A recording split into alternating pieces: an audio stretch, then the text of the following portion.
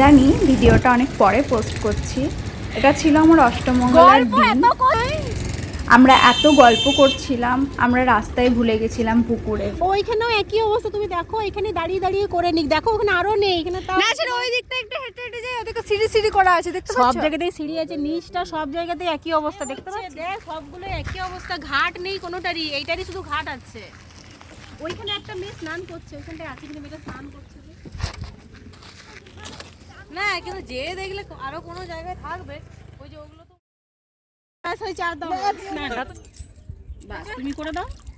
বাস, ওম শান্তি ওম শান্তি। এই নাও, চলো উঠে পড়ো। জল ছড়াছড়ি একটা ছবি তুলে না, হাতগুলো মুছে না, মুছে নেবার হাতগুলো, অত জলের কাজ নেই।